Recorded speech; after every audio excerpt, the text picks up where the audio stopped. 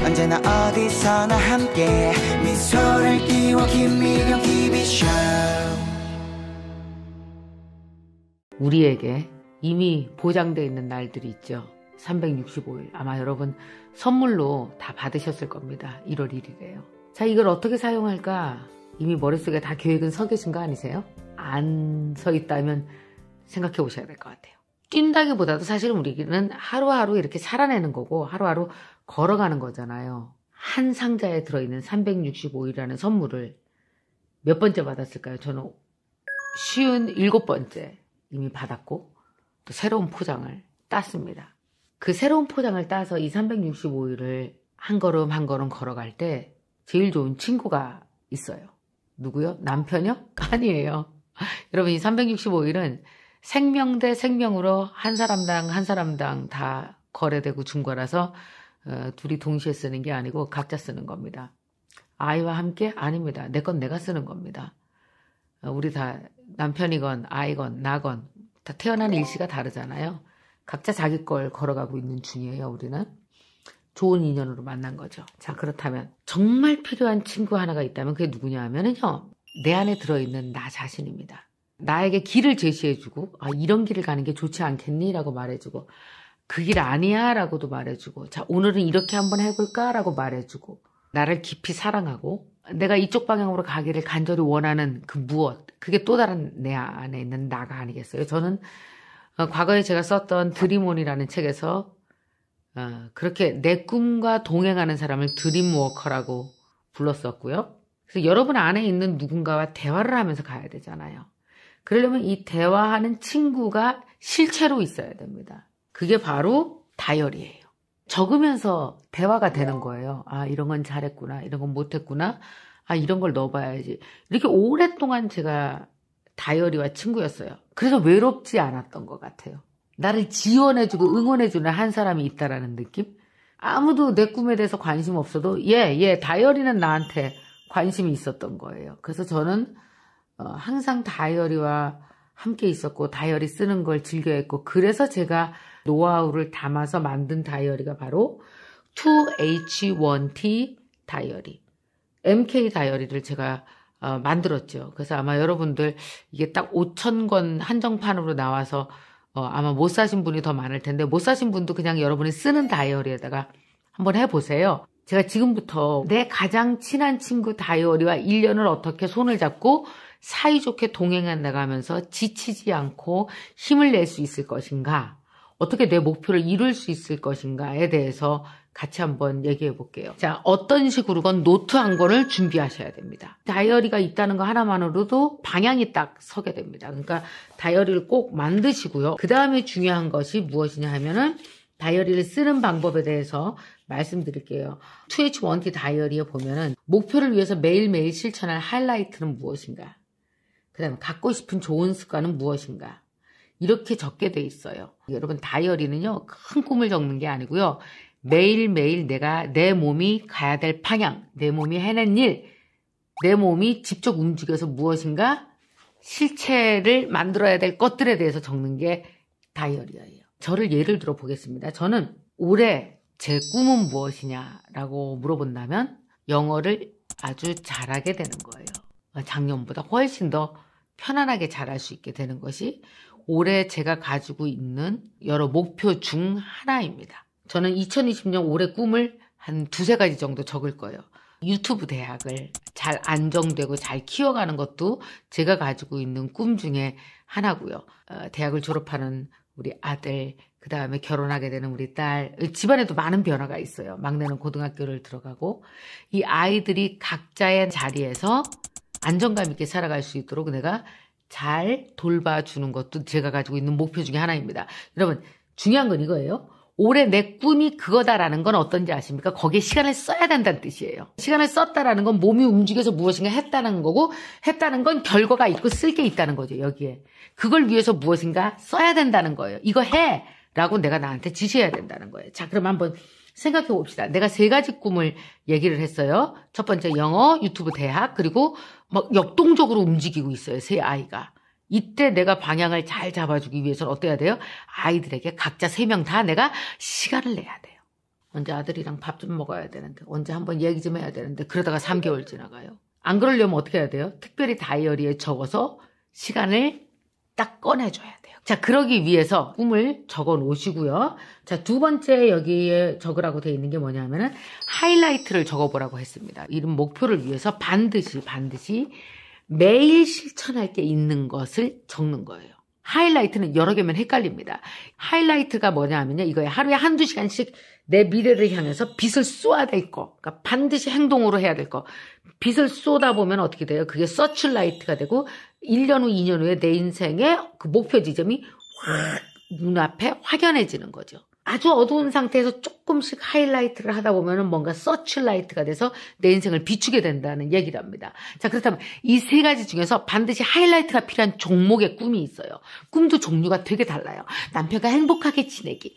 매일 하이라이트를 쏴야 돼. 그럼 그가 싫어할 수도 있어.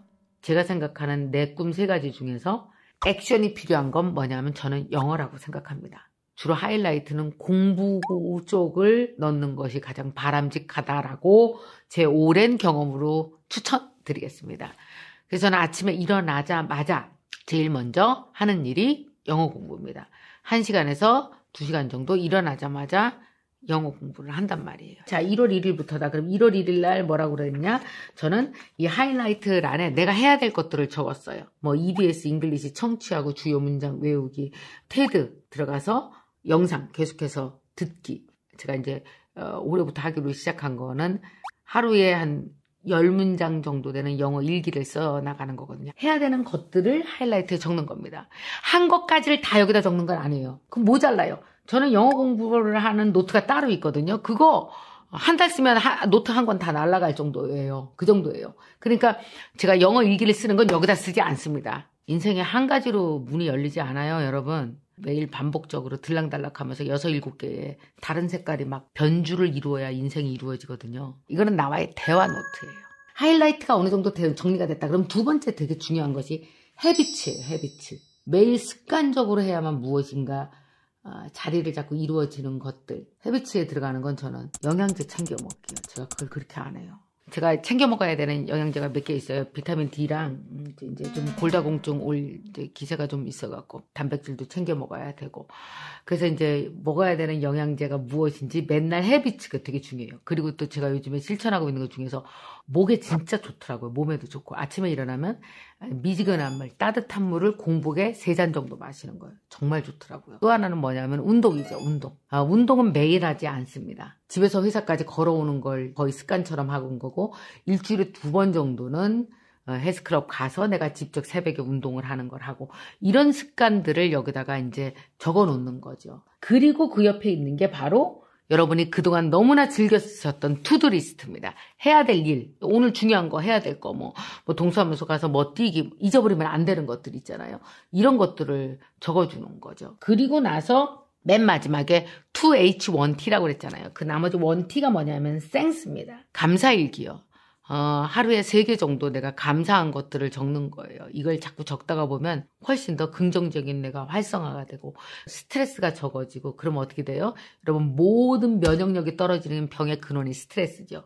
훨씬 더 건강하게 살 수 있다는 뜻이기도 합니다. 젊은 사람, 아이들이 감사한 것을 찾아낸다라는 것은 어떻습니까? 세상을 보는 관점이 달라지는 일이기도 하고요. 감사일기는 뭐 줄줄이 쓰는 게 아닙니다. 1, 2, 3 이렇게 딱 3줄을 쓰는 거죠. 이 모든 것들이 다이어리에 다 들어갈 수 있도록 제가 분류를 해놨거든요. 그래서 여러분 기왕에 이 2H1T MK 다이어리를 사신 분들은 요거 그대로 한번 쭉 따라오시기 바랍니다. 6개월 정도 지났을 때쯤에 제가 중간 점검을 한번, 그때 좀 기운 떨어지니까 중간 점검을 한번 또 해드릴게요. 다이어리라는 친구와 함께 한 걸음 한 걸음 걸어가신다 생각하면서 가시면 좋을 것 같아요. 스티커 있으신 분들은 이렇게 그때그때 힘 떨어질 때마다 제가 힘을 주는 말들을 스티커에 많이 넣어놨으니까 이 스티커도 떼어서 이렇게 붙이고 하는 재미도 있으면 좋을 것 같고요. 앞으로 365일 1년을 또 한번 우리는 걸어가게 될 겁니다. 이런 적절한 배합이 필요해요. 지금까지 쭉 해왔던 것이 단계를 업그레이드해서 좀 더 성숙되게 잘 진행될 수 있도록 내가 스스로 돕고 끌어가야 되는 게 하나가 있을 거예요. 두 번째, 지금까지 해왔던 것만 해나가면 점점 고인물이 돼서 썩어요. 그러니까 이때는 새물을 넣어줘야 돼요. 그 새물이 저한테는 뭐냐 하면은 그게 영어입니다. 한 번도 안 해본 곳에 도전하는 거죠. 시장을 넓혀가는 거죠. 저는 올해 굉장히 많은 일들이 있게 될 텐데, 이제 예를 들면은 베트남의 언니의 독설, 그 다음에 꿈이 있는 한은 늙지 않는다, 그리고 엄마의 자존감 공부, 이 책 3권이 다 출간이 되거든요. 그럼 아마 베트남에 가서도 강연 활동을 꽤 하게 되겠죠. 북드라마를 통해서 만난 저자들이 점점 확대되어지면서 더 많은 외국 저자들도 만나서 아마 이야기를 하고 인간관계도 넓히게 되겠죠. 저에게 가장 의미 있으면서도 제가 여태까지 쌓아온 30년의 노하우를 잘 전달해주고 싶은 게 유튜브 대학이죠. 사람은 장소를 가리지 않고 이렇게 성장하시면 돼요 라고 실질적으로 도움을 줄 수 있는 유튜브. 우리 유튜브 대학의 모토는 잘 읽고 잘 쓰고 잘 말하는 사람을 만들어내는 것. 365일 열심히 우리 같이 달려가면 그거 못하겠습니까? 자, 이렇게 단을 이렇게 쌓아놔서요. 모양은 이런데 그럼 이 모양이 이렇게 머릿속에 있기만 하면 이걸 뭘로 풀어낼 거예요? 다이어리에 써야 돼요. 내가 오늘 할 건 뭐지? 어제 뭘 못했지? 뭘 해야 되지? 기숙사 사감 선생님처럼 나를 점검해주고 내일 내가 어떠해야 되는지 내 모습을 제시해주고 리뷰해주고, 이 리뷰와 새로운 제안이 일어나는 곳이 바로 다이어리입니다. 여러분, 다이어리 쓰다 안 쓰는 사람 꽤 많이 봤어요. 왜냐하면 본인이 뭐 한 달 쓰다 안 쓰는 걸 하도 많이 한 10년 반복해보니까 필요 없다고 생각했겠죠. 또 어떤 사람들은 새로운 꿈을 스스로에게 제안하는 것 자체도 별로 좋아하지 않아요. 이유는 해봤자 너무 많이 포기했기 때문에 또 한 번 포기하는 자신을 보기 싫어서도 그렇겠죠. 그러나 여러분 꼭 알아야 됩니다. 매번 포기하고 좌절하는 게 잘하는 게 아니잖아요. 나는 원래 그래서 안 해요. 이게 자랑거리가 아니잖아요. 여러분 진짜 중요한 건요, 스스로 자랑스러운 사람이 되어야 돼요. 이미 안 될 거라서 단 한 달도 자랑스러운 나를 만들어 보는 걸 아예 안 하려고 포기하려고 하세요. 일단 가십시오. 3개월 가다가 못하는 한이 있더라도 여러분 다 같이 시작하시고, 뭐 어느 날은 좀 빠뜨린 날도 있겠죠. 왜 귀찮은 날도 왜 있지 없어요. 뭐 휴가 갔는데 막상 안 갖고 간 날도 있겠죠. 여백도 나에게는 말을 걸 겁니다. 12월 어느 날 내가 이때 왜 그랬지? 기록이 너무너무 중요합니다. 여러분 그 새해에 아마 내년에 내가 운이 좋을까? 뭐 이런 거 되게 궁금하실 것 같아요. 사실 그렇잖아요. 우리가 미래가 희망적인 이유는 가보지 않아서 그렇지 않을까요? 뭔가 좋은 일이 생길 것만 같은 기대를 가지고 시작을 해야 옳죠. 근데 뭔가 기대를 했을 때 이런 느낌 있잖아요. 진짜 그 기대대로 될 것 같은 느낌을 설레임이라고 하고요. 기대는 하는데 도저히 안 될 것 같은 불안한 마음을 우리는 뭐라 그럴까요? 그런 건 진짜 불안함이라고 얘기를 하죠. 뭔가 빈털털이 된 것 같고 불안하고 초조한 그런 느낌이요. 새해 좋은 운이 있으려면 어떻게 해야 될까요? 저는 이렇게 생각해요. 운과 덕이 하나라는 생각을 했어요. 그럼 운과 덕이 뭐지? 이겁니다. 만약에 예를 들어서 여러분이 누구한테 가서 물어보고 싶어요. 제가 내년에요 재물운이 있을까요? 라고 누구한테 물어보고 싶습니다. 혹은 스스로 내가 내년에 재물운이 있을까? 사업하면 잘 될까? 돈에 관련된 운이 괜찮을까라고 생각을 한다면 운과 덕이 하나라고 그랬잖아요. 제가 여태까지 살아본 바로의 경험은 덕이 먼저 배치되고 운은 미래에 배치됩니다. 약간 시간의 차이가 있는 것 같아요. 시간의 차이. 근데 사실은 알고 보면 이렇게 와서 만나보면 실체는 똑같이 생겼어요. 자, 볼까요? 제가 내년에 재물운이 있을까요? 그럼 어떻게 해야 돼요? 올해 재물덕을 쌓았어야 돼요. 여러분 재물덕이 뭘까요? 간단해요. 적금이요. 너무 쉬웠나요? 예. 적금이요. 아니면 보험이요. 내 돈을 모으는 행위요. 우리가 덕을 쌓는다고 그러잖아요. 덕. 여러분 보십시오. 덕은 실체가 있는 겁니다. 내가 실제로 남을 도와줘. 실제로 돈을 모아. 실제로 공부를 해. 실제로 살을 빼려고 막 운동을 해. 이걸 뭐래요? 이게 덕을 쌓는 거예요. 덕을. 이런 식으로 실체 있는 그 무엇을 쌓아나가는 걸 덕이라고 합니다. 그러면 내년에 재물운이 있으려면 내가 올해 재물덕을 쌓아야 돼요. 그러니까 덕을 잘 쌓으면 가보면 운이 작용을 하는 거예요. 내가 적금을 들었잖아요. 그러면 내년에 어때요? 가보면은 적금이 12개월짜리가 있어요. 그러면 그 12개월짜리 적금을 만약에 500만 원을 탔다고 칩시다. 그러면 그 500만 원으로 뭐예요? 어디를 등록해서 다닌다든지 내 꿈을 지원을 한다든지 얘가 뭐예요? 이 쌓아놓은 덕이 운으로 작용하는 거예요. 얘가 나를 키워주는 돈이 되는 거죠.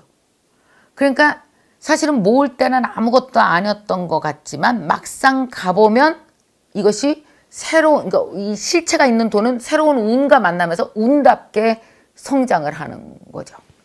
덕과 운이 하나입니다. 공부운이 있을까요? 공부운이 있을까요? 그럼 어떻게 돼요? 공부덕을 쌓아야 되죠. 공부덕을 쌓아야 돼요. 만약에 내가 올해 하고 싶은 공부가 있어요. 하고 싶은 공부가. 그래갖고 그 공부를 본격적으로 만약에 뭐 영어를 시작한다. 영어 공부를 본격적으로 시작했어요. 그럼 내가 영어 공부 덕을 쌓은 거잖아요. 이게. 아니면 중국어였어요. 중국어 덕을 쌓은 거잖아요. 근데 내년에 이렇게 갔는데 어디서 면세점에서 판매 직원을 모집한다는데 한국말도 잘하고 중국어도 잘하고 영어도 조금 하는 사람이 있었으면 좋겠대요. 그러니까 어때요? 이게 내 공부 덕이 운과 만나는 거죠. 운과 만나면서 어떤 일이 벌어집니까? 그러니까 공부 덕이 운이 되고 여기서 또 뭘 쌓을 수 있어요? 우리는 다시 재물 덕을 쌓을 수가 있죠. 이래서 덕의 숫자가 많아지고 운에 만나는 숫자가 많아지고 그래서 저는요. 운은 어떤 거라는 생각이 드느냐면 확률이라는 생각이 듭니다. 확률 게임이에요. 그러니까 내가 덕을 많이 쌓아놓을수록 운과 만날 확률이 굉장히 높아지는 거죠. 잘 기억하십시오. 덕과 운은 하나입니다.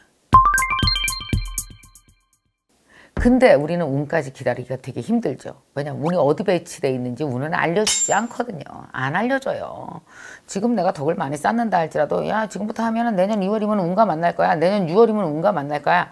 이런 얘기 아무도 안 해주거든요. 그러나 분명한 건 내 미래 어디에인가 내가 쌓은 덕이 운과 만나려고 이미 배치를 끝내놓은 상태라는 겁니다. 아니 말을 바꿔서 해볼까요? 내가 2019년에 반드시 만나고 싶은 2020년, 2021년 반드시 만나고 싶은 운이 있어요.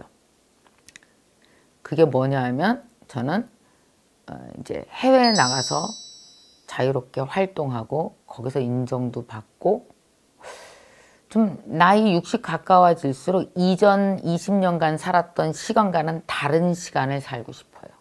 한 30년간 계속 같은 시간을 살면 좀 지겹잖아요. 저는 나이 60이 넘으면 정말 다른 시간을 살고 싶어요. 이전 시간과는 다른 시간. 이게 무슨 말이냐면요. 내용이 다른 삶을 살고 싶다라는 얘기예요. 내가 오늘 하루 24시간을 늘 이렇게 썼다면 60 넘어서는 다른 시간을 살면서 살고 싶다라는 얘기예요. 자, 그럼 여러분 보십시오. 내 꿈이 미래에 다른 시간을 살고 싶다면 어떻게 해야 돼요? 운과 덕이 하나라 그랬어요. 다른 시간을 살고 이제 여러분 계산할 줄 아시겠죠? 딱 계산이 떨어지죠. 이게 되게 수학이에요. 다른 시간을 살고 싶어요가 운이야. 미래에 벌어지고 있는 일. 그러면 운과 덕이 하나라 그랬어요. 그러면 나는 오늘 어떤 덕을 쌓아야 돼요? 시작. 다른 시간 덕. 그러니까 뭐냐면 내가 미래에 살고 싶은 시간과 되게 비슷한 시간을 현재에 배치하는 걸 뭐라고 부를까요? 시작. 노력. 웃기죠? 노력.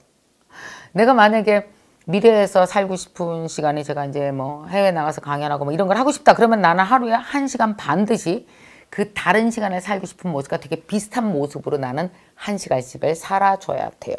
그게 예를 들면 공부겠죠. 이게 뭐예요? 바로 노력이죠. 그래서 여러분 보면은 이 덕이 육체노동이라서 쉽지가 않습니다. 그래서 사람들은요 대부분 다 덕은 쌓아놓지 않은 채 가서 제 운이 어딨냐고 자꾸 물어보는 거예요. 어딨어? 없지. 없어요. 여러분 재물 덕을 안 쌓았는데 재물 운이 어디 있어요? 이거 날강도지. 공부 덕을 안 쌓았는데 공부 운이 있을 턱이 있어요? 당연히 없지. 내가 일터에서 일 덕을 안 쌓았는데 일복이 어떻게 있어요? 일복이 없지. 덕과 운이 하나입니다. 자, 이제 곧 새해가 됩니다. 여러분이 만날 많은 운들은요, 여러분이 지난날 쌓아놓은 덕과 아주 밀접한 관계가 있을 겁니다. 그러나 여러분, 1년 늦으면 어때요? 상관없어요. 1년 또 얼마나 빨리 오는데. 그러니까 내가 작년에 쌓아놓은 덕이 없다면 올해 그렇게 큰 운이 별로 없을 수도 있어요. 대신 운을 바라지 말고 뭐라 그래요? 운과 덕이 하나니까 운이 없을수록 어떻게 한다? 덕을 쌓는다. 그래서 시간의 차이만 있을 뿐 어차피 만날 테니 이제 2020년이 돼서 더 큰 운과 우리가 만나면 되는 거겠죠. 자, 여러분, 이 세상에 운은 한정되어 있지 않습니다. 다른 사람한테 운이 있으면 나한테 없고 그런 거 아니에요.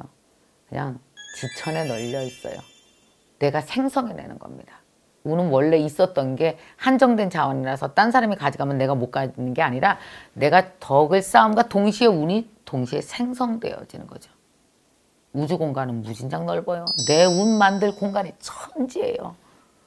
뭐 우주가 땅이에요. 아파트처럼 집 짓는 것도 아니고 어마어마하게 만들 수 있습니다. 그러니까 여러분, 여러분이 미래에 갖고 싶은 것, 하고 싶은 것이 있다면 일단 그 하고 싶은 것이 실체가 되어서 덕으로 오늘 내가 쌓는다면 이 덕으로 쌓을 그것이 무엇인가에 집중하십시오. 집중하세요. 그러다 보면은 여러분 1년 1년 지나갈수록 여러분이 이미 지어놓은 운들과 수없이 만날 거라고 생각이 들어요.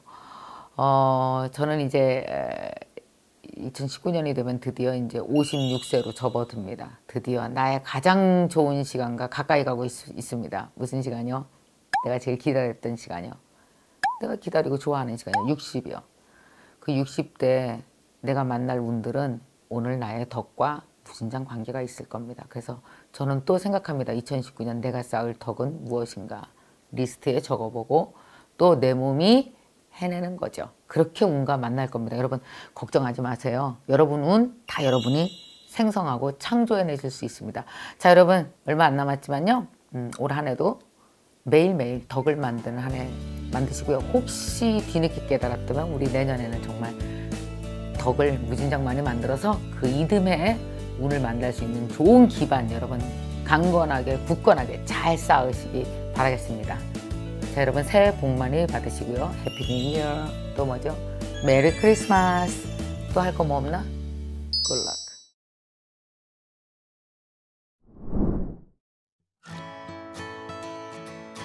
안녕하세요. 언니의 따끈따끈 독설. 제가 요새 일을 참 많이 벌리고 있습니다. 아주 우리 직원들이 다 거의 사망 직전이에요. 왜냐하면은 올해만 하더래. 작년에 어땠냐면 작년에 김미경의 톡앤쇼 했죠. 그 끝나자마자 이제 저는 또 뉴욕에 가서 패션쇼 구경하고 왔잖아요. 그러면서 오자마자 옷 만들고 막 이렇게 해서 사실 진짜 어려운 미혼 엄마들과 함께 하는 패션쇼를 MKN 릴리 패션쇼를 얼마 전에 바로 마쳤잖아요.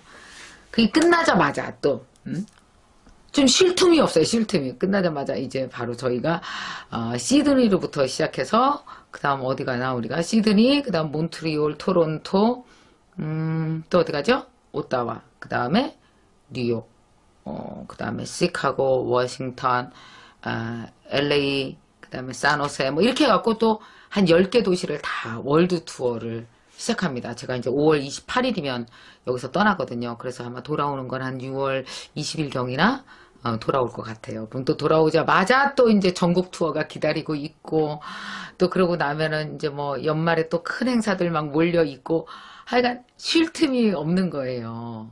쉴 틈이 없어요. 그러면 옆에서 우리 회사가 그 회계를 담당하는 사람이 최은수 기사예요. 최은수 기사가 나한테 늘 뭐라 했는지 아세요? 우리 회사는 대표님만 아이디어를 안 내시면 항상 흑자가 난다고. 나 때문에 맨날 적자 난대요. 내가 그렇게 하고 싶은 게 많답니다. 자, 한번 생각해 봤어요. 그러면은 사실 안 해도 돼요. 뭐 패션쇼 안 해도 되고요. 월드 투어도 안 가도 되고요. 김미경의 톡앤쇼 사실 그거 하면 할수록 적자예요. 그 공연 말이에요.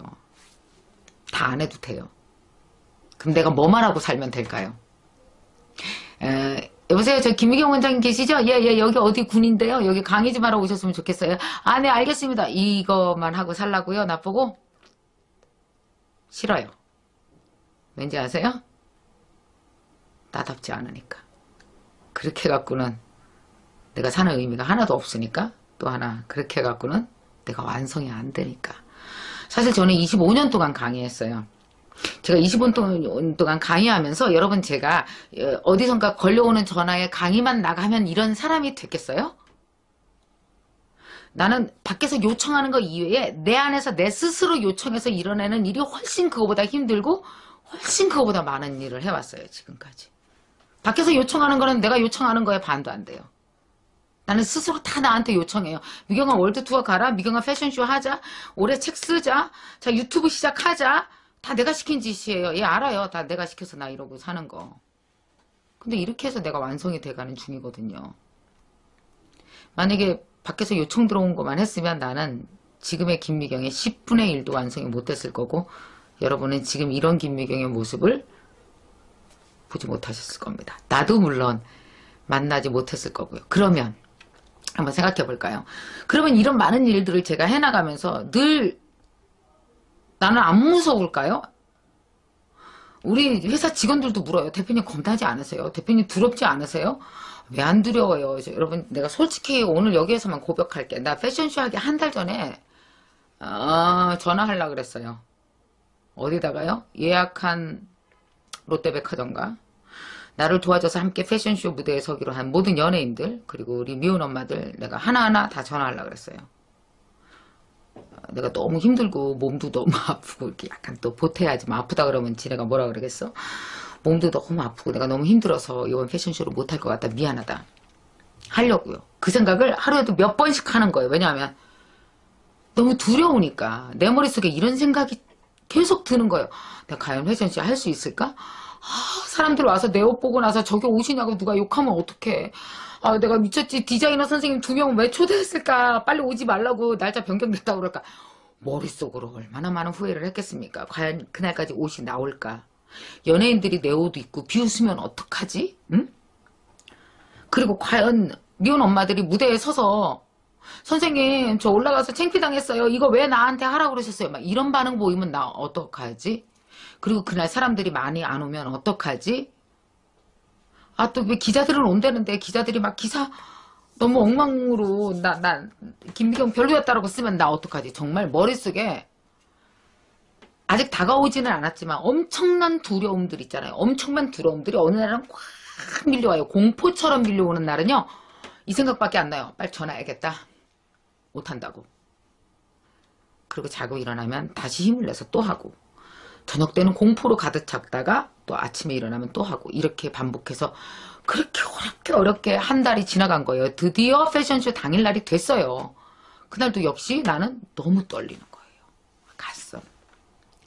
정말 뒤에서 정신없이 막 진행을 해서 드디어 패션쇼가 딱 끝났습니다. 그날 집에 와서 제가 이렇게 패션쇼를 이렇게 되돌아보면서 내 머릿속에 어떤 생각이 들었는지 아세요? 바로 이거요. 했어. 이거 뭐냐면요. 패션쇼가 해냈다고요. 내가 해냈다고요. 많은 10가지 20가지 정도의 두려운 생각이 나한테 분명히 있었지만 어떻게 됐어요? 내가 해냈다고요. 그러니까 뭐예요? 이게 바로 이런 느낌이었어요. 그날 나는 어떤 생각을 했는지 아세요? 내 배를 두드리면서 야, 나 50대 나 이거 아마추어잖아. 나 프로도 아니잖아. 패션이 내 일도 아니잖아. 그런데도 불구하고 이렇게 정말 미운 엄마들과 함께 이 어마어마한 자존감 파티? 이 패션쇼를 해낸 사람이 어딨냐. 야, 나 진짜 대단한 사람이야. 나 진짜 괜찮은 사람이다. 나 정말 괜찮은 사람이다. 이게 뭐예요? 이게 자존감이요. 근데 이 자존감이 어디서 올까요? 여러분 이런 느낌 느껴봤어요? 어제까지 막 공포스러웠던 그게 다 가짜였어요. 다 가짜 생각이었어요. 근데 내가 해냈잖아요. 해내니까 뭐가 돼요? 가짜 생각은 다 사라지고 뭐가 생겼을까요? 나한테 진짜가 자리 잡는 거예요. 진짜. 이게 바로 진짜. 그럼 가짜와 싸우지 마세요. 그 두려움 다 가짜예요. 해내고 나면 어떻게 되는지 아세요? 모든 가짜는 사라지고 실체가 남아요. 내가 해냈다라는 진짜. 그 진짜가 뭘까요? 그게 자존감이요. 과연 내가 이거 시험 잘 볼 수 있을까? 막 떨렸어. 죽어라고 열심히 해서 해냈어. 뭘 마주하게 돼요? 진짜를 마주하게 되죠. 여러분 우리는 진짜를 하나씩 이뤄갈 때마다 내 자존감이 크는 것 같아요. 여러분 가짜와 싸울 땐 자존감이 안 크죠. 두려워서 무너질 수 있어요. 여러분 지금 혹시 뭔가 과연 해낼 수 있을까? 내가 이거 미쳤지 왜 했지? 막 이런 가짜에 시달리고 있다면 여러분 기어이 해내십시오. 그래서 결국 진짜까지 오셔야 돼요. 거기 진짜를 딱 마주하면 뭐가 생겨요? 그 안에 진짜 안에 이렇게 까보면 선물이 들어있어요. 너 괜찮은 사람이야 라는 그 생각이요. 내가 나한테 주는 이 감정이요. 이걸 뭐라 그럴까요? 이게 바로 자존감이잖아요. 저는 또 한 번 진짜를 만들기 위해서 5월 28일 날 시드니로 떠납니다.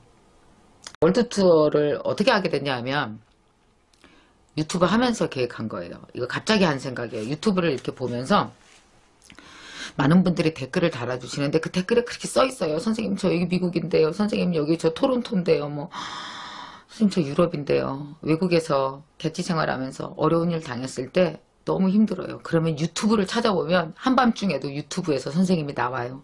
그래서 선생님 강의 들으면서 힘을 내요. 막 이런 댓글을 내가 많이 보다 보면 나도 모르게 이 생각이 드는 거예요. 가야겠다. 내가 가야겠다. 그 생각을 했거든요. 물론 바로 실행에 옮겼죠. 그러면서 또 내가 얼마나 가짜와 싸웠겠습니까? 내가 과연 갈 수 있을까? 저쪽 한인회에서 협조해야 되는데 저쪽 코인 측에서 협조해줘서 빨리 장소 대여해 주셔야 되는데 이런 잘 모을 수 있을까?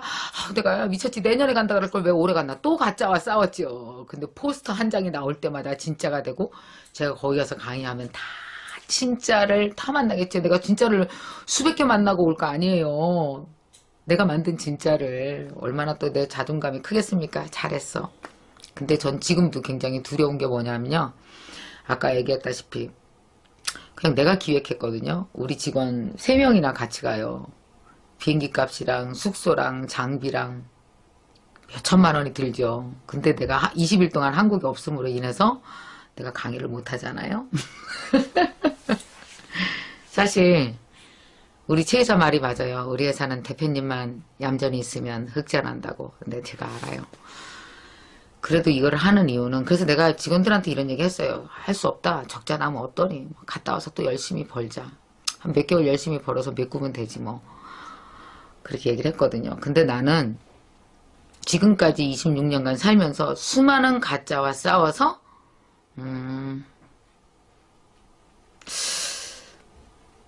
너 이거 했는데 내 눈물이 날라 그러지, 서 팀장? 너무 감정이 반겨. 그러니까 뭐냐면, 그러니까 나 혼자만 맞다라고 생각하는 게 나한테는 가장 힘든 가짜였어요. 다른 사람들이 뭐하러 하냐고 하는 가짜예요. 나 혼자만 뭔가 있을 거야. 근데 아직도 나도 뭔진 잘 모르겠어. 이런 가짜들과 한참 싸우고 넘어서서 뭔가 딱 내가 해냈을 때 그것은 다 진짜가 돼서 김미경한테 붙었어요. 안 보여요? 여러분 이게 다 붙은 거? 그게 나예요. 그래서 나는 가짜와 싸울 때마다 늘 믿어요. 저 끝에 진짜가 있을 거고 또 하나의 김미경이 완성이 될 거고 또 그렇게 완성된 김미경을 보고 많은 20대, 30대, 40대 나보다 나이가 어린 사람들이 50대도 두려운 거 아니구나. 선생님처럼 살면 되겠구나. 뭐 이런 감정도 가질 수 있고 나는 또 다른 강의를 해낼 거야. 결국 살아내지 않으면 할 얘기도 없어. 라는 생각으로 저는 오늘도 뛰고 있거든요. 올해 중순에 또 다른 두려움, 가짜와 마주하고 있습니다. 저는. 그러나 이 월드 투어를 끝나는 6월 말이 되면 나는 또 하나의 진짜를 만나서 올 것 같아요. 여러분 또 진짜를 만나게 되면 그 진짜 이야기 내가 무엇을 만났고 무엇을 넘어섰는지 어떻게 일어났는지 또 여러분들에게 그 얘기 하겠습니다. 여러분 있잖아요. 지금 혹시 가짜와 있으세요? 근데 그게 꼭 진짜 감정처럼 너무 두렵죠? 아니요. 걔 보고 말하세요. 넌 가짜야. 난 이걸 넘어서서 진짜를 만날 거야. 그리고 나는 그 진짜를 만나는 순간 나는 진짜 괜찮은 내가 되어질 거야. 라고 마음속으로 늘 외치시면서 진짜를 쌓아가시고 진짜를 만나시기 바랍니다.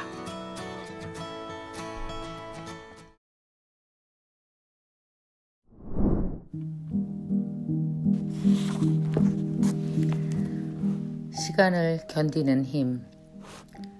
원장님은 힘든 일이 생겼을 때 어떻게 하세요?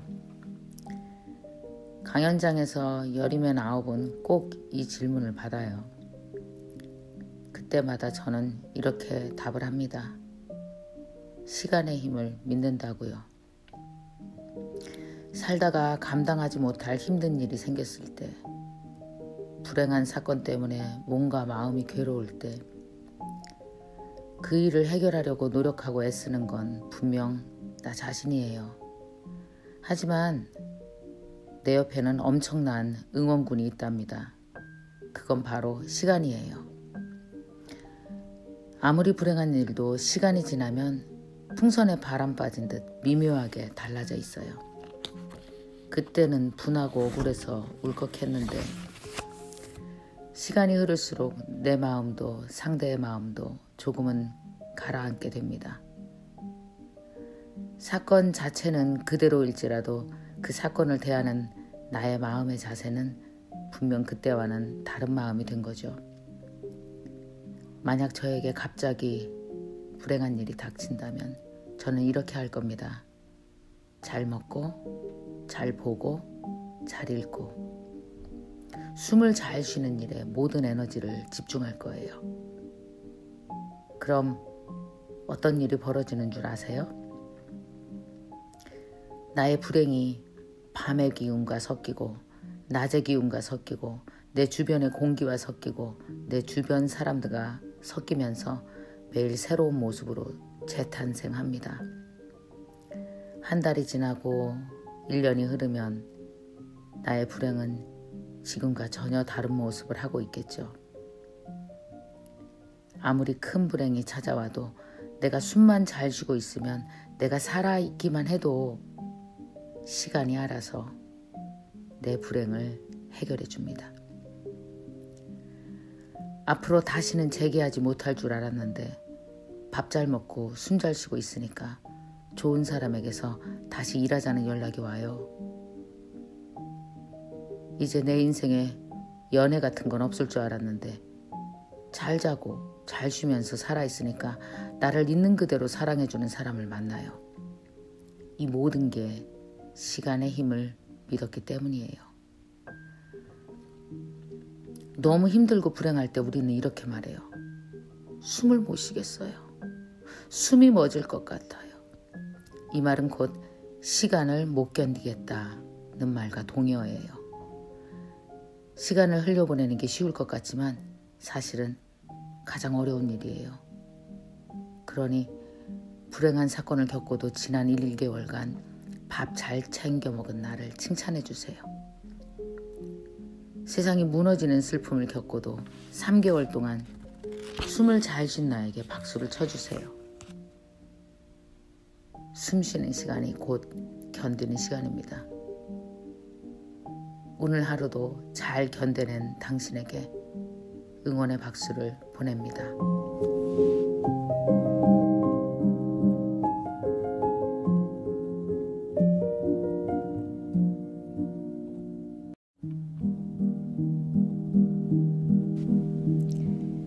일상에서 행복을 찾는 비결. 매일매일 반복되는 일이 있다면 그게 바로 일상입니다. 모두가 부러워하고 행복해 보이는 특별한 모습도 그 사람에게는 평범한 일상일 뿐이에요. 아무리 지위가 높고 돈이 많아도 그 사람에게는 자신의 일상이 괴롭거나 우울하거나 힘든 것일 수도 있어요. 부의 크기와 일상의 행복은 전혀 별개의 영역인 거죠. 일상에서 행복을 느끼려면 능력 하나가 필요해요. 나의 일상을 소중하게 대하는 거예요. 제가 제일 좋아하는 일상의 공간은 서재예요. 강의나 촬영을 제외하곤 대부분의 시간을 서재에서 보내요. 서재에서 책을 읽고 서재를 예쁘게 꾸미는 게 저의 일상인 거죠. 일이 잘 안 풀려 속상할 때 저는 예쁜 머그컵을 사요. 책상 위에 올려놓고 커피를 마시면 일주일이 행복하거든요. 삶이 공허하게 느껴질 때 저는 책장 정리를 해요. 읽고 싶은 책들로 한 줄을 채우면 마음이 뿌듯해지거든요. 회사 문제로 골치가 아플 때 저는 귀여운 스티커를 사요.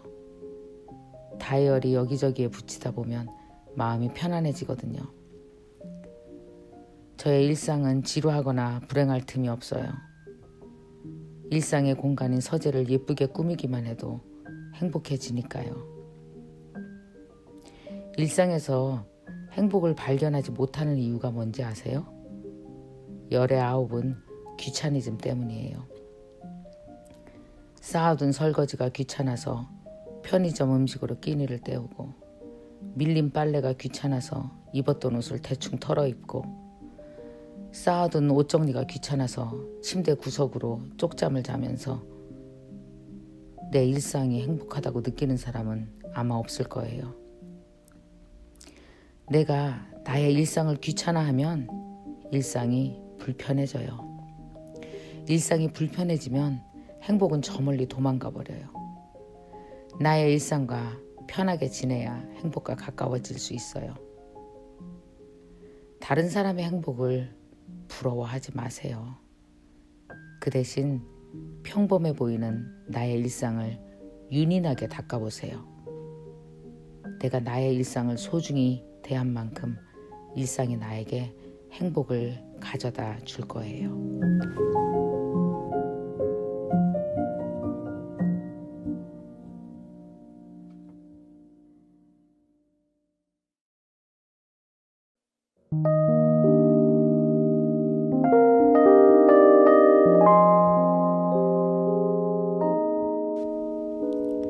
불행할 땐 책을 읽어요. 누구나 살면서 무수한 불행과 실패의 순간을 마주합니다. 그 중에는 삶을 놓아버리고 싶을 만큼 너무 큰 불행도 있어요. 저도 97년 외환위기 때 심각한 순간을 경험했어요.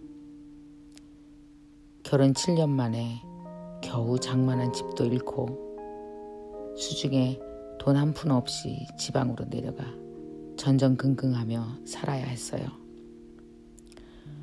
그때 저는 사람이 돈 때문에 궁지에 몰리면 죽음을 생각할 수도 있다는 사실을 처음 알았어요.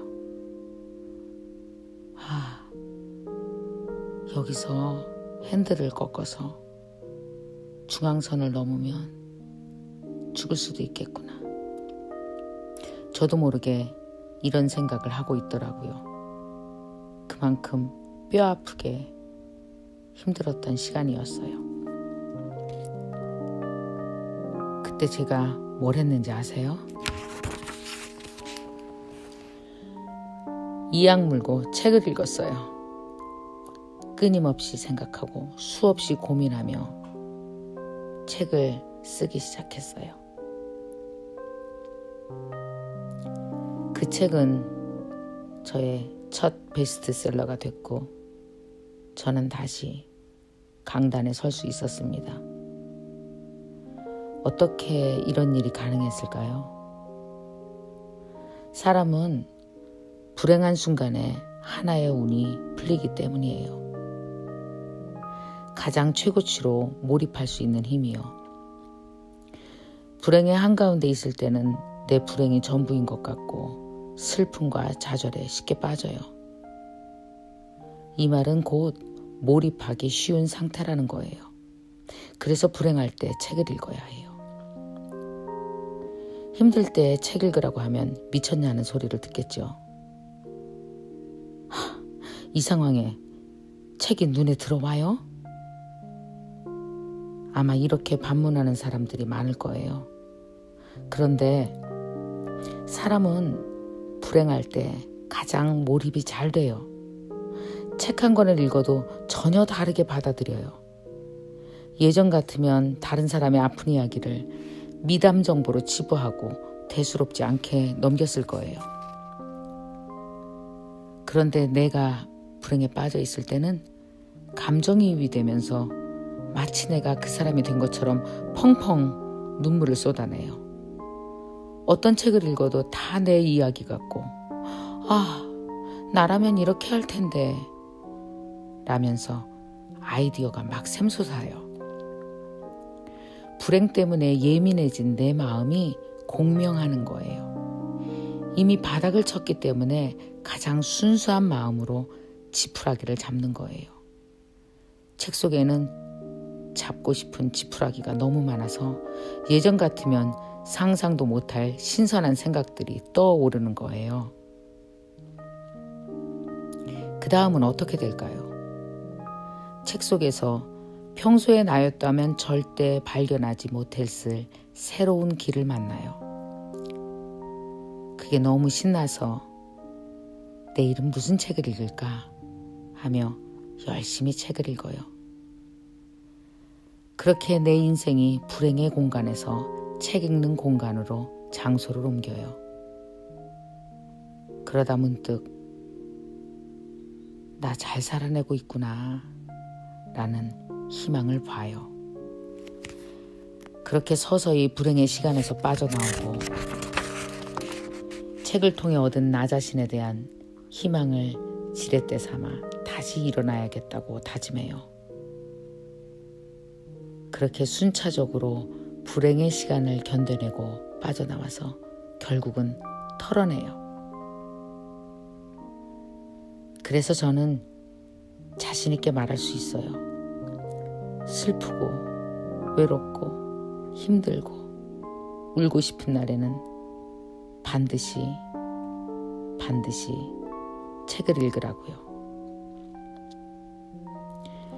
지금 제 말이 무슨 뜻인지 이해가 안 돼도 내 인생이 불행의 수렁에 빠져 있다는 생각이 들면 그냥 책을 꺼내 읽으세요.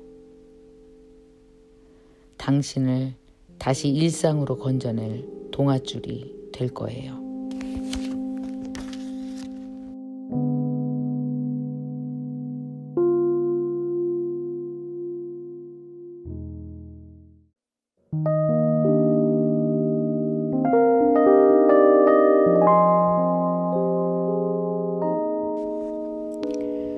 넌 괜찮은 사람이야. 제 본업은 강사지만 저는 강의 외에도 정말 여러 가지 일들을 하며 살아왔어요. 제가 스스로에게 요청한 일들이 너무 많았거든요.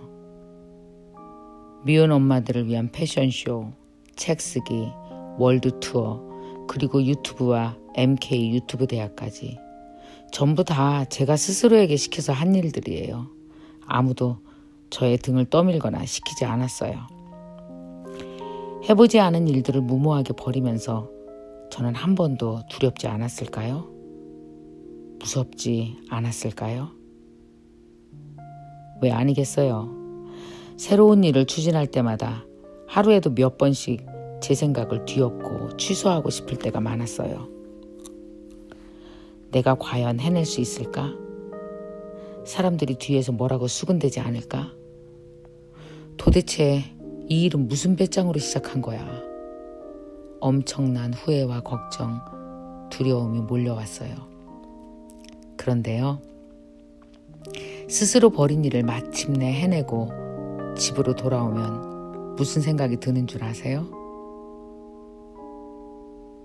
미경아, 네가 해냈어. 너 진짜 대단한 사람이야. 만약 다른 사람들이 요청하는 일만 했다면 지금의 제 모습은 많은 것이 달라졌을 거예요. 제가 자발적으로 시작한 일들을 성취해 나가면서 김미경이라는 사람이 새롭게 완성되고 있는 거죠. 지금 혹시 내가 과연 해낼 수 있을까? 이런 가짜 두려움에 시달리고 있다면 기어이 해내세요. 그리고 진짜를 만나세요. 그 진짜 안에 선물이 들어있습니다. 넌 괜찮은 사람이야 라는 메시지 말이에요.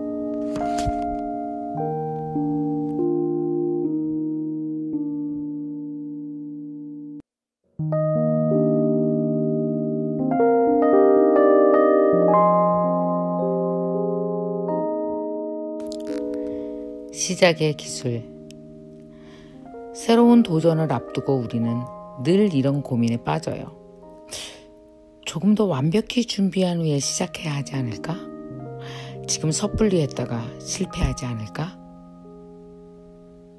그런데 이 세상에 완벽한 준비란 없어요. 모든 것이 다 갖춰질 때까지 기다리면 평생 아무것도 시작할 수 없어요. 제가요, 시작하는 데는 선수예요. 저는 반만 준비되면 그냥 시작해요. 아니요, 어떨 땐 10%만 돼도 해요. 시작을 해야 뭐가 돼도 되거든요. 그러면 시작만 하면 무조건 성공할까요? 아니요. 무수히 실패할 겁니다. 실전에서 실패하고 넘어지기를 반복할 거예요. 그런데 그 과정에서 나머지가 채워져요. 실패를 거듭하는 것이 준비한 데 나머지를 채우는 최고의 방법이에요. 제 인생의 모든 성공은 사실 이런 무모한 시작들이 만들어냈어요. 그러니 기다리지 마세요. 그냥 시작해도 돼요. 시작하면 당연히 넘어질 겁니다. 그게 너무 힘들어서 다른 길은 없나 찾게 되지만 제가 살아보니까 더 쉬운 길은 없더라고요. 그냥 넘어지고 일어나기를 반복하는 것이 내 꿈에 가까이 가는 거의 유일한 방법입니다. 그러니 망설이지 말고 지금 시작하세요.